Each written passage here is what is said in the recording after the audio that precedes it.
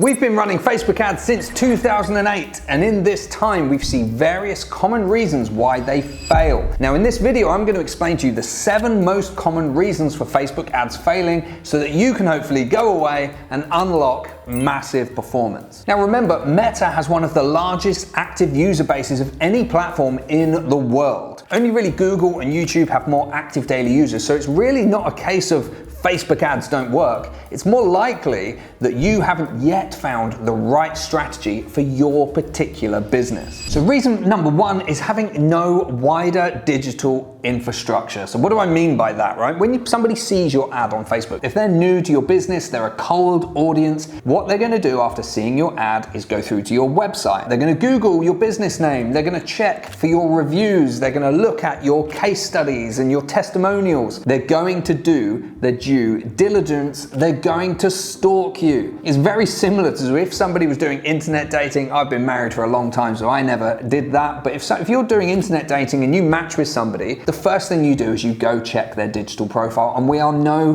different if we're looking to do business with somebody else. We're looking at buying something from someone. The more consideration that somebody needs to buy your products or services, which is generally based on the price, the more trust, the more confidence they need to have. So if they go through to your website and it's shocking, they go to have a look at your review profile and you've got 1 3-star review on Google, nothing on Trustpilot or Checkatrade or any of these other review platforms, it sends the wrong signals, and all they need to do is have a little bit of doubt inserted into their mind, and that's it, the whole thing drops off. Another thing they're going to check is your organic social media. They're going to check your Facebook profiles, they're going to check your Instagram profile, or if you've listed it, your X profile, etc. And they need to be seeing good stuff there. We see this all the time with what we do with clients. If their Facebook ads look like they're all set up perfectly, if the creatives are good, the copy's good, they're getting good engagement on them, but no sales or no inquiries, it's almost always the digital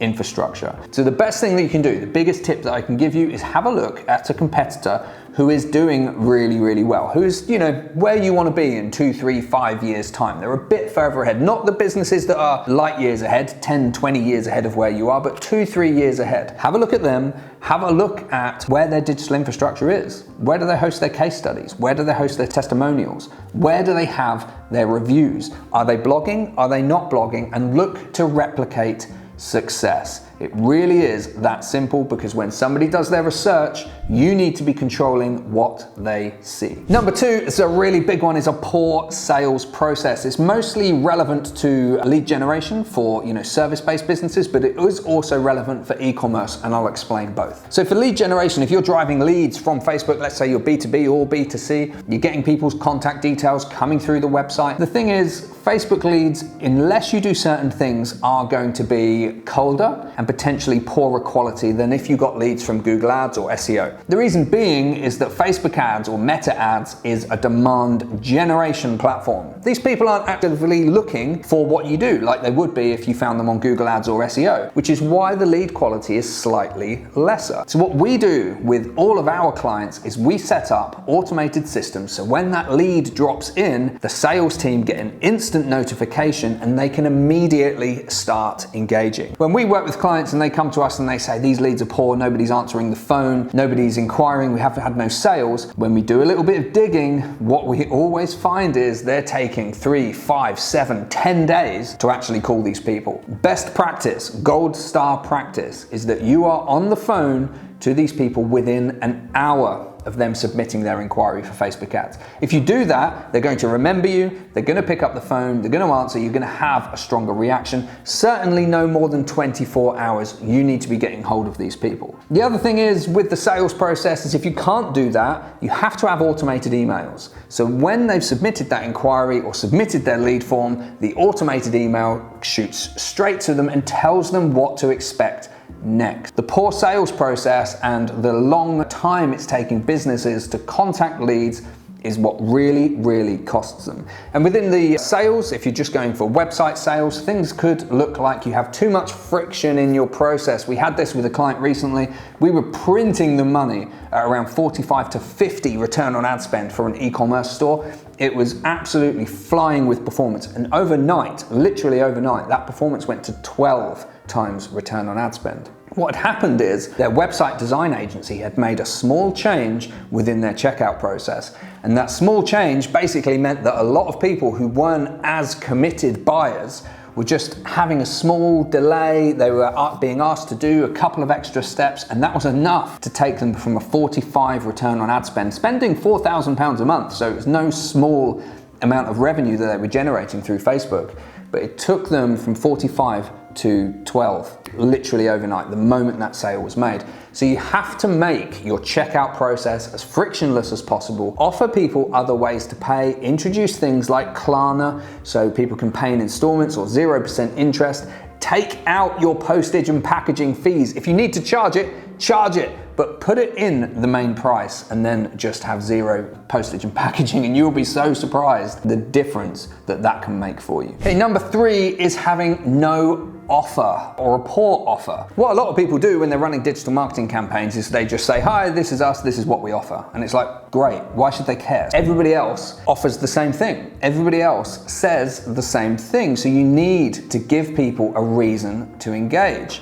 You don't just have to run discounts. Discounts do work though. Discounts will move the needle, particularly when they are time limited, particularly if you have a summer sale and it expires on the 31st of July. That will focus people's attention and get them to actually take advantage of these offers. They'll have that FOMO, that fear of missing out, and it is going to push things forward for you. They do really, really work. But other things you can do is you can do bundles. We work with a 4-star hotel client. They are tripping over themselves for competition. And because they are a premium brand, what they don't want to do is create a race to the bottom whereby they're just offering discounts and discounts and discounts, because it just squeezes your profitability. So instead what they do is they bundle packages together around seasonal events, around just all sorts of things, but they bundle it together. They create a fantastic offer that is difficult for people to swipe past and ignore, and it does really well. The offer is one of the most important aspects of your meta ads, and it is always, always overlooked. So number 4, this requires a bit of traditional marketing, and that is where businesses don't consider common objections that people have before they will do business with them. Common sales objections. So speak to your sales team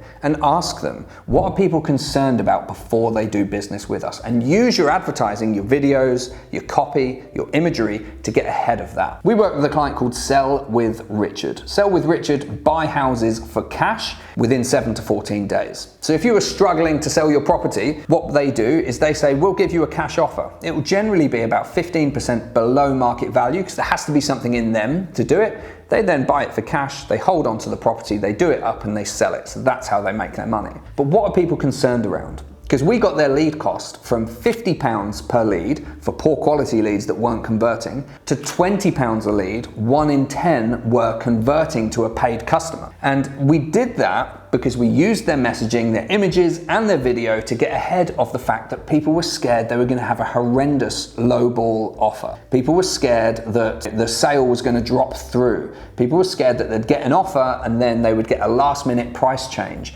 So all we did in the copy, we made it really clear that none of those things are going to happen. When you get your offer, that is the offer. You will get a final offer and the price will not change. The maximum that the offer will be is 15% under market value. And once we got ahead with all of that, we noticed the lead costs significantly dropped because people were reassured of those doubts that they had, and actually people were answering the phone.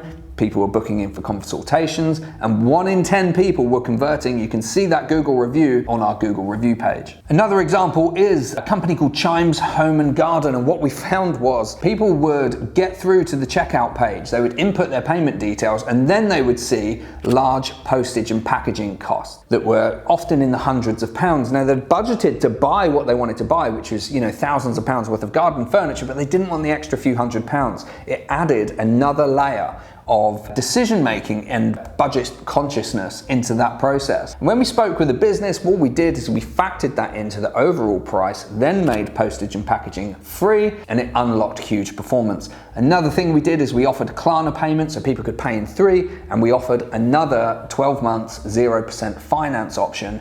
And this literally took their return on ad spend to 9x to up to 50x. Like, it has been incredibly transformational in terms of their Facebook ads. Okay, number 5 is know wider touch points. Just like we discussed, that digital infrastructure part where you need all of this stuff for when people do that research phase. What other marketing channels are you running? So if somebody comes into your website and then they start getting picked up by Facebook ads, they start flooding through, then what do we have in terms of email marketing in place? Do we have any Google advertising in place? How else are we going to be getting those touch points built up? There's a really simple principle that I want you to remember, and it is called 7-11-4. The average consumer needs 7 hours of engagement across 11 touch points on 4 different platforms.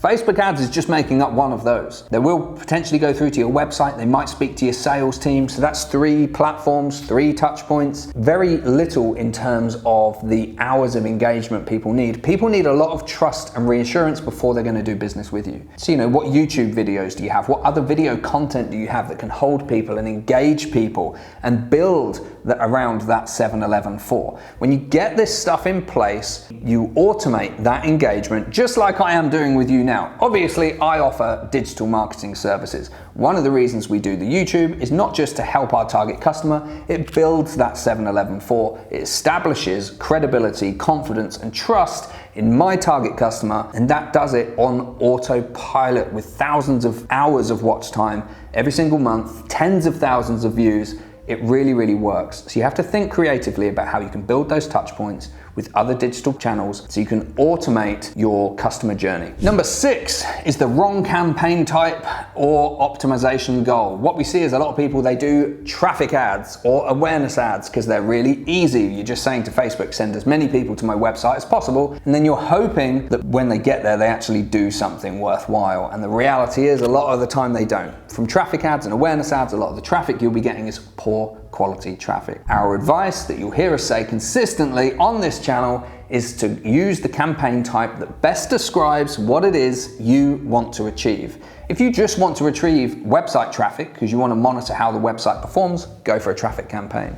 But if you want leads, use a leads campaign. If you want sales, go for a sales campaign. If you just want brand awareness, go for an awareness campaign. It really is that simple. And optimize for the thing that you want to achieve. So if you're running a sales campaign and you want purchases, optimize for purchase. I know that sounds super simple advice, but it is not commonly applied. And the big mistakes I see when people are coming to us and saying, Facebook ads don't work for me, I've spent thousands and got nothing back, it's normally something really, really simple like that. And by just using the right campaign type, same creatives, same copy, same everything else, we can actually really turn things around for them. So give that a try. And finally, we have poor website. If your website is poor, it doesn't matter how many target customers you send there, it's going to cost you money. We had this with a roofing client. He said, look, I need some new business, I've got money to spend, can we give it a go? I said, I think you need to improve that website first. We need some personalization on it, we need better calls to action, we need X, Y, and Z, it needs to be quicker, you need independent service pages, we gave him the full bit of advice really after we did a marketing review for his business. He said, look, I haven't got time for all of that, I need leads now.